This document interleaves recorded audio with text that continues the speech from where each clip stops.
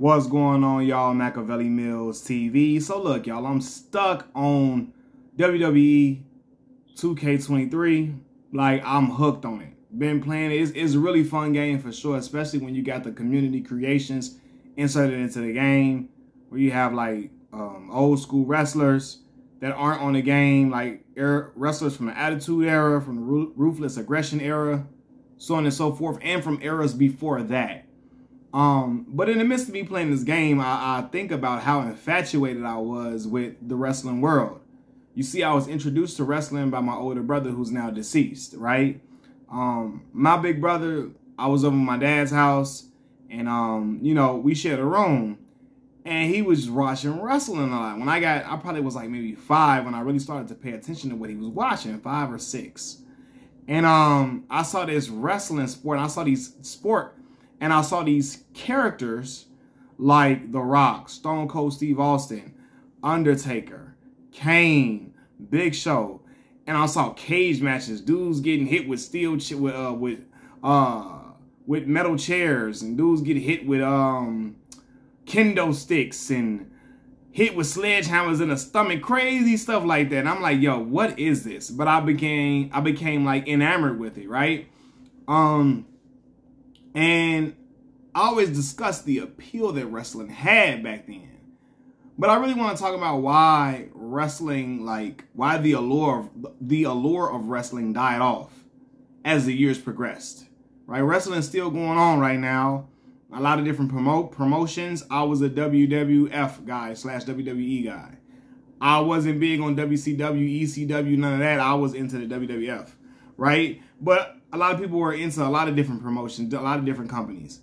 But nonetheless, wrestling has lost its allure.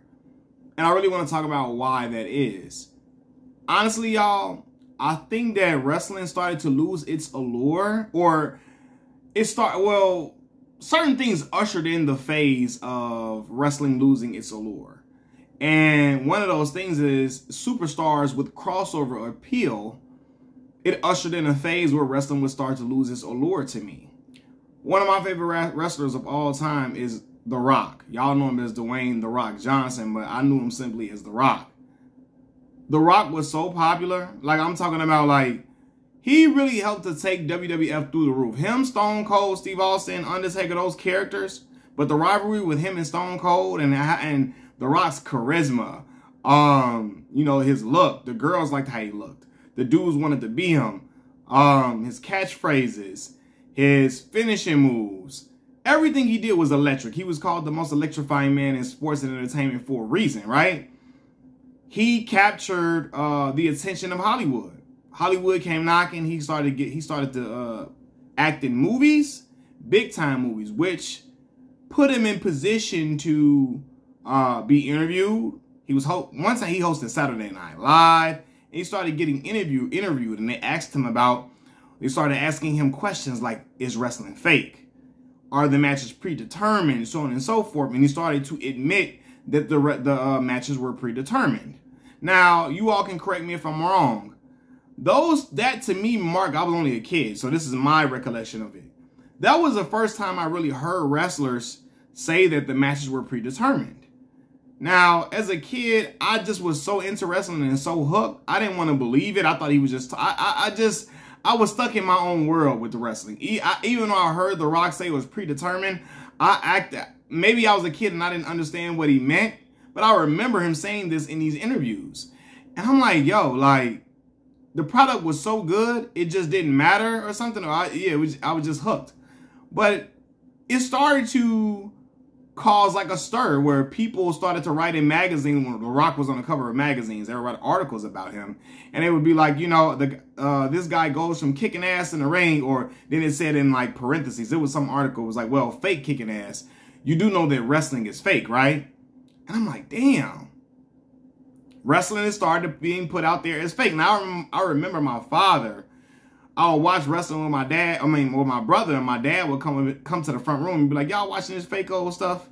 And I would be so upset and so pissed because the product was so good. I really believed that if The Rock saw Stone Cold Steve Austin in the grocery store, they was going to fight. I really believe that, like, you know, that Triple H and The Rock hated each other. I believe that if the Dudley Boys saw the Hardy Boys in aisle 10 of goddamn Jewel Osco or Walmart, they was going to get the brawling. Or Booker T and Stone Cold Steve Austin was going to fight like that for real. But I want to say that when wrestlers with crossover appeal, like The Rock, came about, they started asking these questions. Kayfabe started to become, it killed kayfabe. Kayfabe is when like wrestling storylines, kayfabe refers to wrestling storylines. That these things are only real in the wrestling world, is not real in real life. But to me, you couldn't tell me that Kane and The Undertaker were not brothers. You couldn't tell me that Edge and Christian were not brothers. You couldn't even tell me that Bubba Ray and Devon Dudley were not brothers, even though they look nothing alike. I'm thinking, well, maybe Bubba Ray is mixed. In my mind, I'm thinking it, right?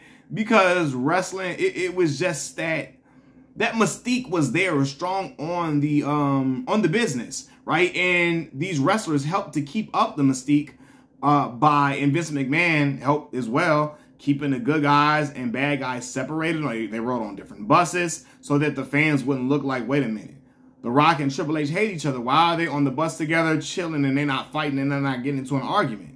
Right? So they kept the good guys and the bad guys separate. They couldn't hang out in public together. You had individuals like The Undertaker. He stayed true to his character, wearing all black in public, not being a man of many words, not taking a lot of interviews, not being happy-go-lucky, just all the way around. When you see him in public, he stayed like this stoic, mean-looking type of dude so that he can stay, his character can stay true and the mystique wouldn't die down. But you know, when wrestlers started to gain crossover appeal, you started to see Dwayne Johnson in interviews, not The Rock, right? He's not talking in third person like that. He seems to be more calm, more poised. I mean, more cool, calm, and collected. He's not in character. He's not like saying these catchphrases. He's not presenting himself with this ultra machismo that I'm used to seeing. So it's like, oh my God, like, why is The Rock talking like this? Why is he talking so different? Why is he acting different? Right? But I also want to say something else killed wrestling. I think social media.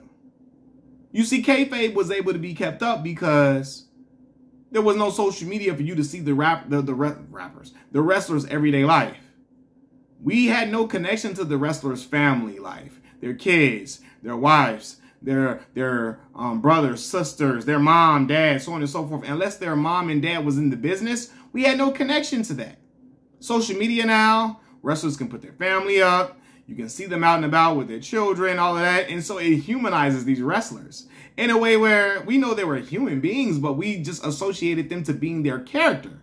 Now we can see The Undertaker with his family, even though The Undertaker stayed true to the character all the way through until he retired. But I'm just making an example. We can see John Cena with his family. We can see, The Undertaker with his kids, with his wife. All of those different things, even though the Undertaker's wife, Sarah, got inserted into a storyline with Diamond Dallas Page. But yeah, I think social media helped, it killed it as well. Wrestlers were not like, they were not the unknown anymore at that point. You know what I mean? But I was out of wrestling well before the social media era came around. I think when my favorite guys started to leave, and when political correctness came about in the wrestling business, that's when I began to exit. But I was looking like, yo, we can see, like, and that's another thing I think killed wrestling in a way, political correctness. You can't, and y'all can correct me if I'm wrong, you can't see a woman getting a Stone Cold Stunner no more. You can't see a woman getting put through a table. You can't see a woman getting the rock bottom.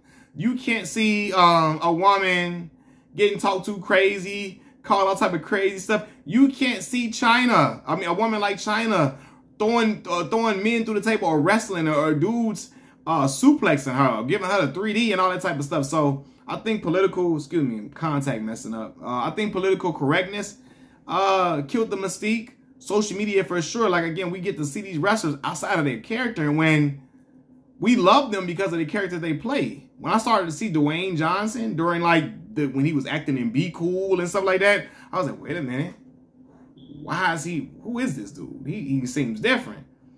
He don't got the same type of cocky bravado in the wrestling world that he does in the movie world. Like, don't have the gold chain on his neck and the shades on and make him seem like he's just this cocky, arrogant, tough dude all the way around.